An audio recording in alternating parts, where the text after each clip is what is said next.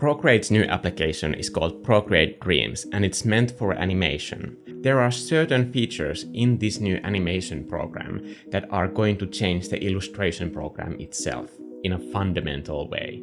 I got to try Dreams myself in London, and my impression was that this is definitely a Procreate application. There are features that feel very intuitive, and if you have already been using Procreate up to this point, touch controls feel like second nature, like just by trying it for the first time without reading any guidebooks. And I think that was one of the best features about this whole thing. Procreate Dreams is not an update to Procreate, it's its own completely new application that sells for $19.99. And that's not a subscription, that's a one-time payment. Personally, for professional artists, I think that's a very, very cheap price. But I know that cheapness is very subjective, so of course I can't, and I'm not trying to talk on everyone's behalf. You might think, what if I'm not an animator? How does this affect me? And the answer might surprise you, because a lot of the features that are being built for Procreate Dreams are going to directly affect Procreate, the illustration application, as well. The biggest one of those changes is canvas size. Here are some of the resolutions that I used for my last few paintings. Layer limit has always been a thing that you need to consider when you're using Procreate. But in Procreate Dreams, the canvas size limit has been lifted to 1 million by 1 million pixels. And to me, that is just crazy. It just blows my mind how huge of a canvas this is. And my first thought was, I'm going to blow up my clients' computers when I send my files to them. And it's not just that it's a crazy size for a canvas size, but it's an animation canvas size. And I could see those animations running in real time on iPads. And this is a point that I cannot stress enough. You don't need to render the animation separately. It just runs in real time, and the changes that you apply, you can immediately look the effects of what kind of changes you did to your animation. I talked with the lovely people from Procreate, and they were so patient with my questions. And they really wanted to emphasize that Procreate Dreams is not an animation program that has been stapled on top of Procreate itself, but they had to build the entire code from scratch to make all of these changes happen. This isn't just Procreate with a new skin. This isn't Procreate bolted onto another product. This is something much bigger. This is why features coming from Procreate Dreams into Procreate, the illustration application, will probably take some time because they are based on a completely different system architecture. Those massive canvases require much larger brushes, and Procreate is working on lifting the maximum size limits of its brushes. Usually animation programs have quite limited tools for brushes because they are not painting applications. However, Procreate Dreams takes full advantage of all of the brushes that are made in Procreate. So all of my brushes, for example, work automatically in Procreate Dreams. However, Procreate Dreams itself doesn't have a brush studio at all. Just from a pure illustration standpoint, the biggest change to me is that the canvas edges don't crop your illustrations anymore. So you can have an element that you're working on here, you can move it outside the bounds of the canvas and bring it back in, and that whole element will still be there. When you're working in Procreate Dreams, you can actually see all the elements that are outside the bounds of your canvas. And it's so nice to be able to adjust, for example, Gaussian blurs and all of those gradients without worrying that the edges will clip the edges into these hard edges.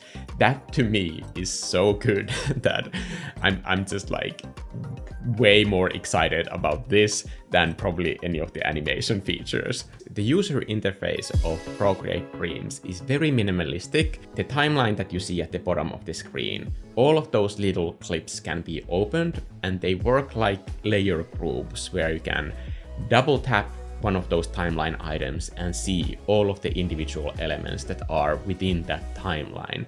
And that you can also use to select individual elements, and then you can move them, scale them, or take out a brush and paint on those elements. At the event at Playgrounds, Aaron Blaise was giving this incredible demo and showing how onion skinning works. And he was doing a very traditional looking animation in a very few minutes, by the way. It's amazing how fast he works. And he showed how to do this very classic Disney style animation, frame by frame, where he drew each frame by hand.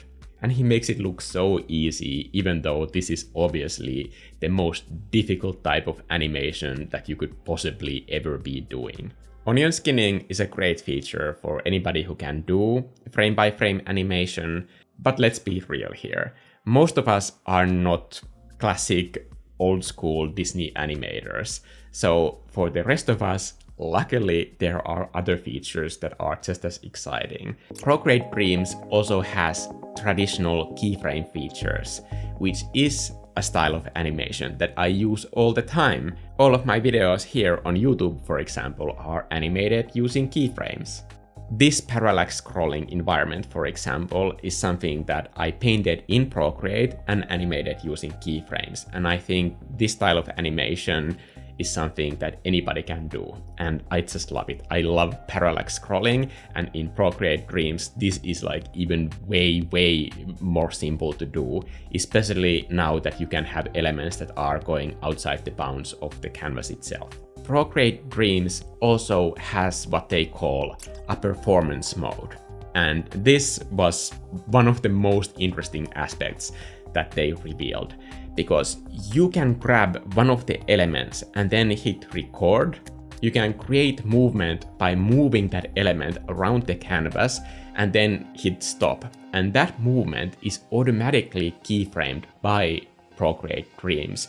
And you can even combine this with hand-drawn animation or go into the keyframes and edit those by hand, so that if you have, for example, very shaky hands, you can dampen the movement or ease in and ease out of different keyframe points. I think the reason why performance mode made such an impression on me, that even though many animation techniques are pretty difficult, performance mode is extremely simple to get. Once you just try it once, you immediately know how it works, and you can use it for your own animations.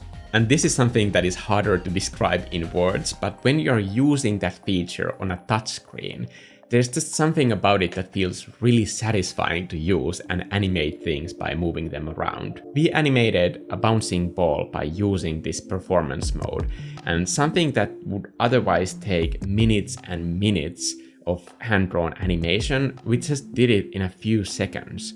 And because you can also keyframe different scaling transforms to your object, you can also animate squash and stretch of that ball within just seconds. So the amount of time that you can save with these features, it's just incredible. And that's one of the things that Aaron Blaise was explaining in his demo and his talk, that when he was making animation for Disney, a simple scene would take an entire team and months of work just to get a few seconds of animation on screen. And he made this hand-drawn animation with backgrounds and character designs just in weeks, all by himself. I think that just shows how far technology has come. Let's talk about adjustments, because I think these new features will just trigger your brain into thinking like new creative ideas.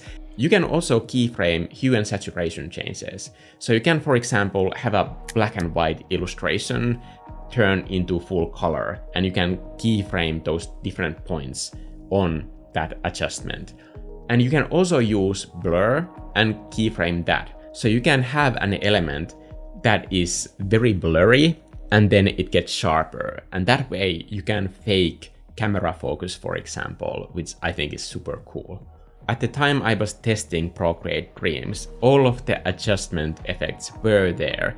However, I couldn't use curves, and I asked Procreate team if curves is something that is going to be possible to also animate. And I didn't get like a straight yes, but I got like a maybe yes. So I'm hoping that curves will be keyframeable, because that would allow for really cool post-processing effects for your animations.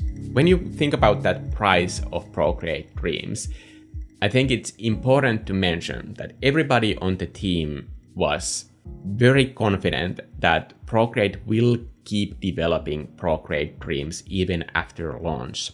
So there were clearly many features that they are already planning that are going to be coming to Procreate Dreams later. And just like with Procreate, the illustration application, those updates are going to be completely free. So that got me really excited. For example, they have sound effects that you can put in and music to your timeline as well. However, the editing of those sound effects is very basic at this point. But as soon as people get their hands on it and put their first sound effects in place, I'm sure it will be a matter of seconds before the community will be begging for sound editing options for those sound effects.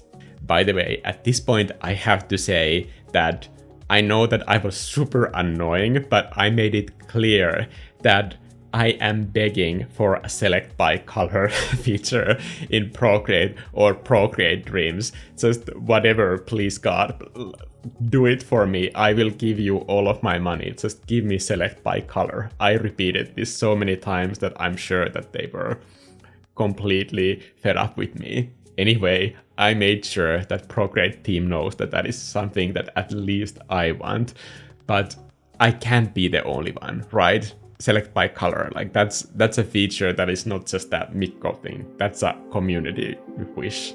Come on, pack me up in the comments here. Because of the canvas size and real-time rendering, I was expecting that Procreate Dreams would only run on the latest models of iPad. However, then I saw their website and you can see that Procreate is running on an iPad mini there.